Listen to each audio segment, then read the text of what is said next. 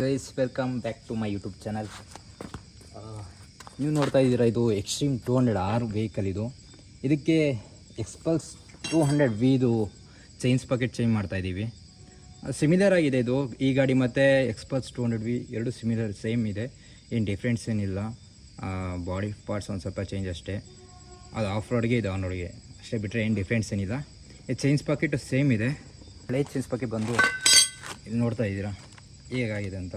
Full ತಿನ್ನಾಗಿ ಹೋಗಿದೆ, ಜಾಸ್ತಿ ಓಡಿಸ್ಬಿಟ್ಟಿದ್ದೀನಿ. So ಹಾಗಾಗಿ ಫುಲ್ ತಿನ್ನಾಗಿ ಹೋಗಿದೆ, ಏನು ಚೇಂಜ್ ಮಾಡಬೇಕು. ಇದು ನೋಡ್ತಾ ಇದ್ದೀರಾ, ಇದು ಬಂದು ಎಕ್ಸ್ಪಲ್ಸ್ 204 ಇದು. ಇವಾಗ ಆಫ್ ರೋಡ್ ಕನ್ವರ್ಟ್ ಮಾಡ್ತಾಯಿದ್ದೀನಿ. ಸೊ ಹಾಗಾಗಿ ಕಂಪ್ಲೀಟ್ ಚೇಂಜ್ ಮಾಡಬೇಕು. ಈ ಸ್ಟಾರ್ಟಿಂಗ್ ಪ್ರೊಸೆಸ್ ಬಂದು ಚೈನ್ಸ್ ಪಾಕೆಟಿಂದನೇ ಚೇಂಜ್ ಮಾಡೋಣ ಅಂತ ಅಂದ್ಕೊಂಡಿದ್ದೀನಿ. ಈಗ ಇದರ ಲಿಂಕ್ ಓಪನ್ ಮಾಡಿದ್ದಾಯಿತು.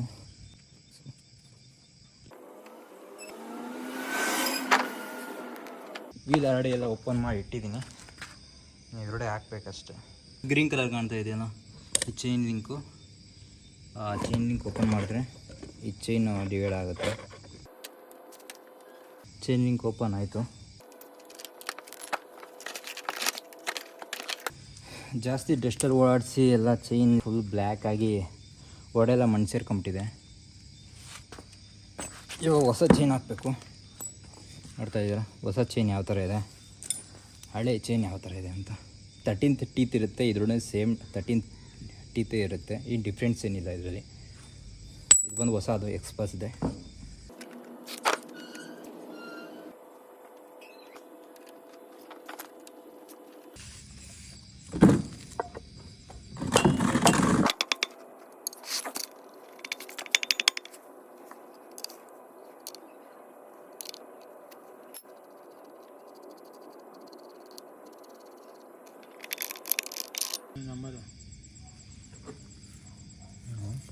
ನಂಬರ್ ಇದಿದೆ, ನೇಮ್ ಐತಲ್ಲ, ನೇಮಲ್ಲಿ ಹೋಗ್ಬೇಕು.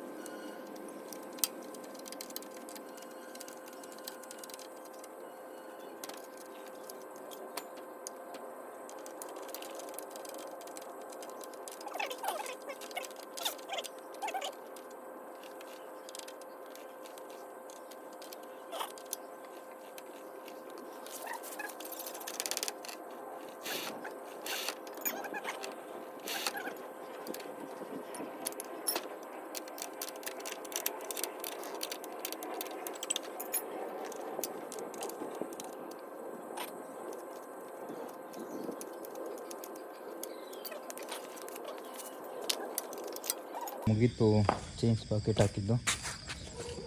ಈಗ ಎಕ್ಸ್ಟ್ರೀಮಿಂದ ಎಕ್ಸ್ಪಲ್ಸ್ಗೆ ಅಪ್ಡೇಟ್ ಆಗುತ್ತೆ.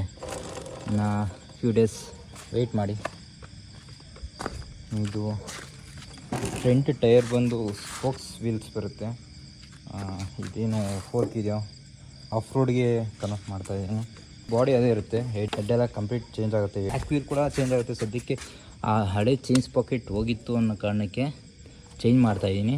ಇದು ಸೇಮೇ ಎಕ್ಸ್ಪಲ್ಸ್ ಇದೇನೆ ಹೇಳಿದ್ದೀನಿ ಅವಾಗಲೇ. ಮಫ್ಲರ್ ಬಂದು ಎಕ್ಸಾಸ್ಟರ್ ಬಂದು ಚೇಂಜ್ ಆಗುತ್ತೆ. 210 ಎಕ್ಸಾಸ್ಟ್ ಹಾಕ್ಬೇಕಂತ ಅಂದ್ಕೊಂಡಿದ್ದೀನಿ. ಅದರಿಂದ ಮಾಡಿಫೈ ಮಾಡೋದು ತುಂಬಾ ಕೆಲಸ ಇದೆ. ಬೆಂಡ್ ಪೈಪ್ ಬಂದು ಎಕ್ಸ್ಪಲ್ಸ್ ಬಂದು ಈ ಕಡೆಯಿಂದ ಬರುತ್ತೆ. ಅದು ಬಟ್ ಇದ್ರದ್ದು ಬಂದು ಸ್ಟ್ರೈಟ್ ಹೀಗೆ ಬರುತ್ತೆ. ಈ ಗಾಡಿಗೆ ಈ ಸೈಡ್ ಏನಾಗುತ್ತೆ ಅಂದರೆ ಮಳೆಯಲ್ಲಿ ನೀರಲ್ಲಿನ ಜಾಸ್ತಿ ನೀರಲ್ಲಿ ನಾವು ಹೋದರೆ ಇದರೊಳಗೆ ಎಕ್ಸಾಸ್ಟರ್ ನೀರು ಹೋಯಿತು ಅಂದರೆ ಇಂಜಿನೇ ಬ್ಲಾಕ್ ಆಗೋಗುತ್ತೆ. ಇಂಜಿನ್ ಹಾಳಾದರೆ ಮುಗೀತು, ಮತ್ತೆ ರೀಬೋರ್ ಮಾಡಿ ಎಲ್ಲ ಕಂಪ್ಲೀಟ್ ಇಂಜಿನ್ ತಕ್ಕೊಂಡು ತುಂಬಾ ಕೆಲಸ ಆಗೋಗುತ್ತೆ. ಹಾಗಾಗಿ ಎಕ್ಸಾಸ್ಟರ್ ಕೂಡ ಚೇಂಜ್ ಮಾಡಿಸ್ತೀನಿ. ಮುಂದೆ ಇದು ಟೈರ್ ಎಲ್ಲ ಹೈಟ್ ಆದಮೇಲೆ ಇದು ಹೈಟ್ ಆಗಲೇಬೇಕು. ಇದು ಕೆಳಗಡೆ ಇತ್ತು ಅಂದರೆ ಸರಿ ಹೋಗಲ್ಲ ಅದು. ಹಾಗಾಗಿ ಹ್ಯಾಂಡಲ್ ಕೂಡ ಹೈಟ್ ಬರುತ್ತೆ. ಸೊ ಹ್ಯಾಂಡಲ್ ಹೈಟ್ ಬರೆಸ್ಬೇಕು. ವೀಲು ಮ್ಯಾಗ್ ವೀಲು ತಗ್ಸಿ ಸ್ಪೋಕ್ಸ್ ವೀಲ್ಸ್ ಹಾಕಬೇಕು. ರಿಮ್ ಆಲ್ರೆಡಿ ತಂದಿದ್ದೀನಿ. ಎಕ್ಸಾಸ್ಟರ್ ಒಂದು ತರಬೇಕು. ಎಕ್ಸಾಸ್ಟರ್ ತಂದು ಹಾಕಬೇಕು. ಇನ್ನೂ ತುಂಬ ಬ್ಯಾಲೆನ್ಸ್ ಕೆಲಸ ಇದೆ. ಇದೆಲ್ಲ ತುಂಬ ಅಲ್ಲಾಡ್ತಾ ಇದೆ. ಸೈಡ್ ಕವರ್ಸ್ ಎಲ್ಲ ಚೇಂಜ್ ಮಾಡಿಸ್ಬೇಕು. ಇದರದ್ದು ಕಂಪ್ಲೀಟ್ ವೀಡಿಯೋ ಹಾಕ್ತೀನಿ. ಅಲ್ಲಿವರೆಗೂ ವೆಯ್ಟ್ ಮಾಡಿ, ಮತ್ತೆ ಸಿಗೋಣ. ಓಕೆ ಫ್ರೆಂಡ್, ಬಾಯ್.